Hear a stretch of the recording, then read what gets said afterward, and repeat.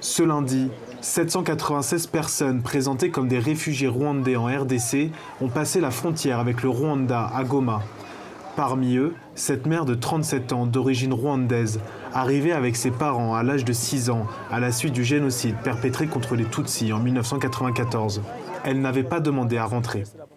Est-ce qu'on peut revenir volontairement dans son pays sans ses bagages? Le M23 nous a obligés à quitter les champs que l'on avait achetés dans le Massissi. On a quitté le Rwanda pour trouver la vie au Congo et maintenant on nous chasse du Congo pour revenir au Rwanda. Le M23 craint que ces Rwandais installés en RDC ne soient recrutés par les forces démocratiques de libération du Rwanda, aussi appelées FDLR. Il s'agit d'un groupe armé fondé en 2000 dans l'est de la RDC par d'anciens génocidaires Hutus, avec qui le Rwanda et le M23 sont toujours en guerre.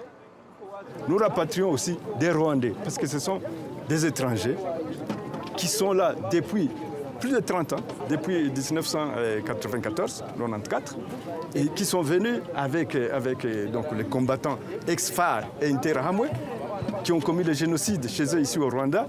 Ils ont traversé cette même frontière ici avec leurs armes.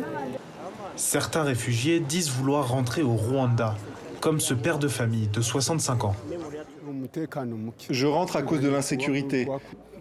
Au Rwanda, je veux cultiver la terre et faire de nouveaux projets. Dès que je quitterai le camp de transit, j'irai chez moi, à Kabuanga. Parmi ces déplacés, certains affirment être congolais, comme cette femme de 30 ans, qui porterait un nom rwandais. J'ai expliqué aux autorités que j'étais congolaise, mais ils ne m'ont pas cru et m'ont mis sur la liste des rapatriés. Voilà pourquoi je suis ici. Je ne connais personne autour de moi. Je suis congolaise. Je veux qu'on me laisse rentrer chez moi. Alerté, le HCR vérifie actuellement l'identité de cette femme et reconnaît que tous ces déplacements ne sont pas entièrement volontaires, compte tenu de la rapidité dans laquelle ces rapatriements ont été effectués. L'ONU rappelle que tout déplacement forcé de réfugiés vers leur pays d'origine est contraire au principe de non-refoulement du droit international.